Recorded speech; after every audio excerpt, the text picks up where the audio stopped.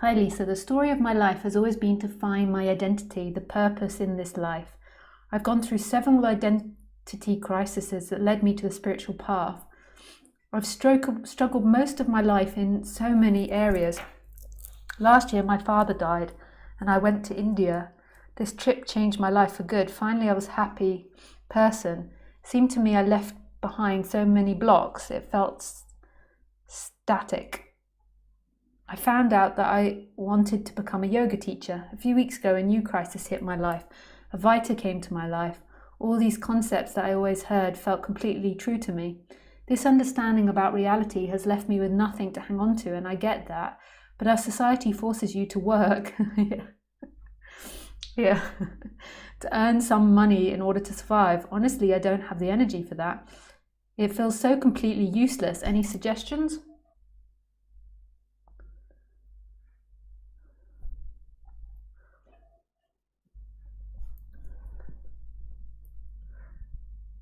Yeah, I get slightly restless there because many jokes could arise from my mouth and I have to swallow them. Okay. Not about the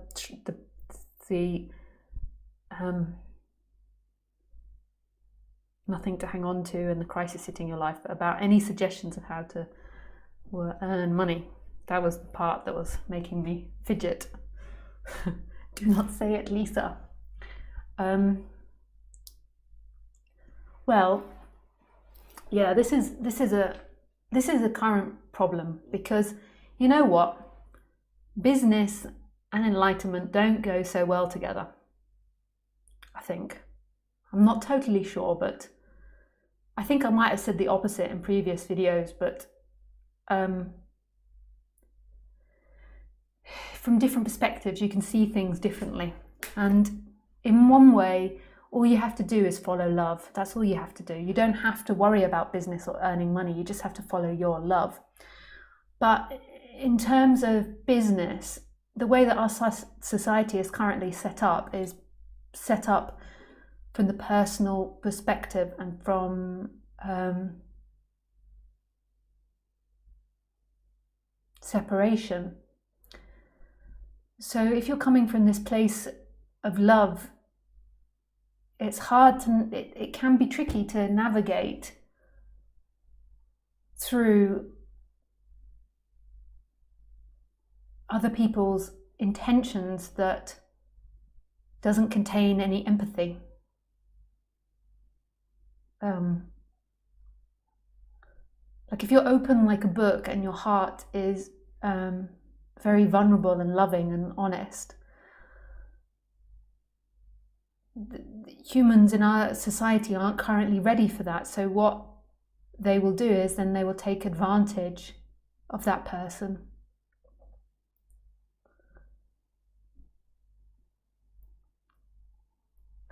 If you really diligently follow love, it will work out.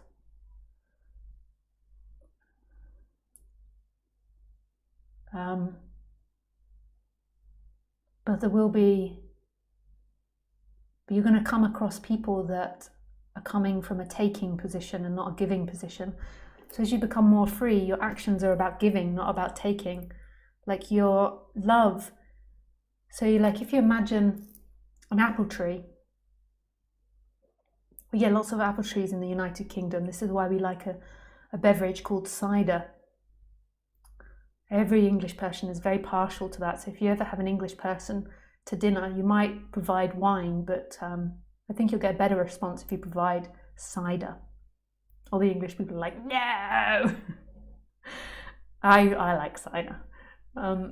Anyway, so if you imagine an apple tree,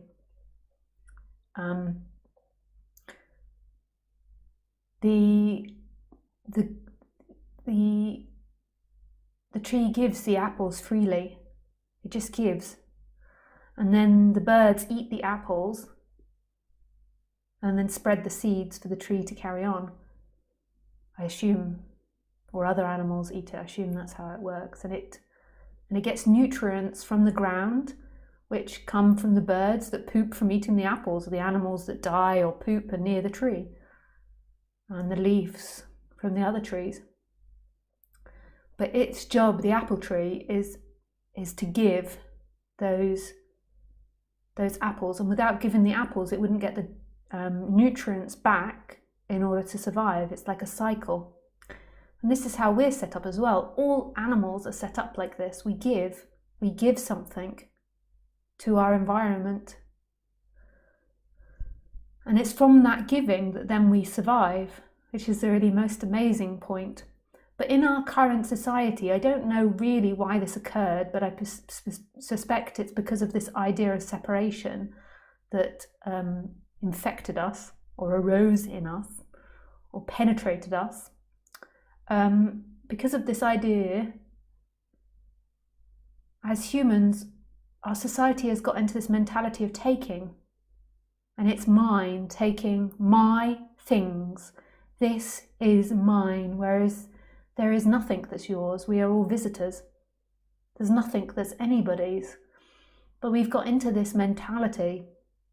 So if you're having awakenings in this society, and you're changing in this society, then this society might not be so supportive to you. So in India, where Advaita came from, I don't know actually. It could have come from somewhere else. It could have come from aliens.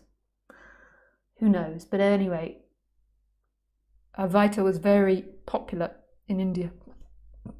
And what arose in India was monasteries, ashrams, and this idea of I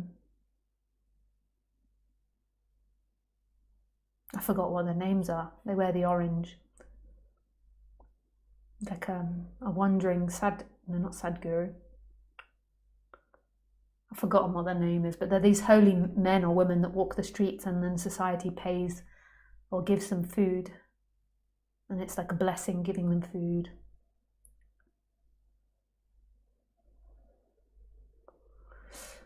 And it's not an outcast thing. They're seen as valuable to society. I'm not saying that India's perfect. I'm not saying that that's the perfect system, but at least there is something there, whereas in our society it's not recognised at all. So what tends to happen if you have this overwhelming love or innocence or joy coming up, then other people want to take it from you. And that's what our society is like. That's not a complaint. I'm not meaning to complain or promote victimhood, because that's just a notice. I'm just noticing and recognizing a pattern that seems to form in society, and I'm trying to suggest with you different ways to work around it.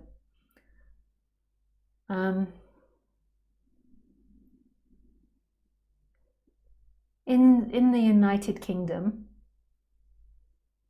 I used to be part of this Buddhist order, and they had work places where you could work there, and you got your food and accommodation. I thought this was a nice alternative. Food, accommodation, and it was like they had like businesses to help support the community, and it was very supportive of spiritual practice or investigation. And I thought this was a nice alternative, but they chucked me out because I wouldn't give up Advaita. But from what I've heard about them now, is they're a lot more open to Advaita or non-duality. Or there's the Western Buddhist order, and they're called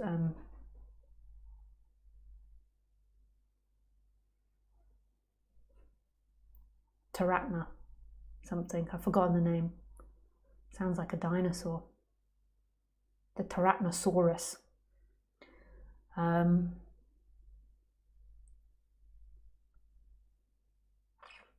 So there are things like that. I found after I had my big awakening, I wanted a really simple job. Like I wanted to work with dogs, or I wanted to work in a ticket office where you got to sit on a seat, not standing. Something like that, really simple. I ended up doing these non-duality talks. Not so simple. But it does create a very simple life for me.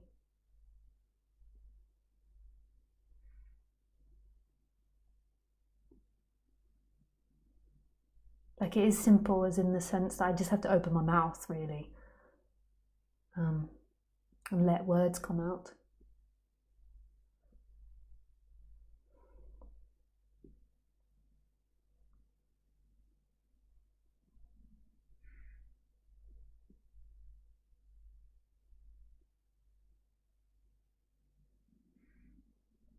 But I find the business side of doing non-duality talks a challenge, and that's part of life. Like, when I do business with people, I have this natural flow in which I want to do business, and they don't seem to want to do business in the same way. Like, I want to do it by feeling and by love and by what feels expansive and right, and they want to do it by money and profit and success.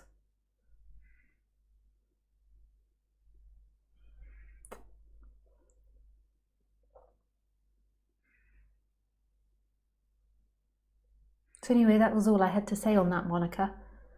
The most important part of what I said is it's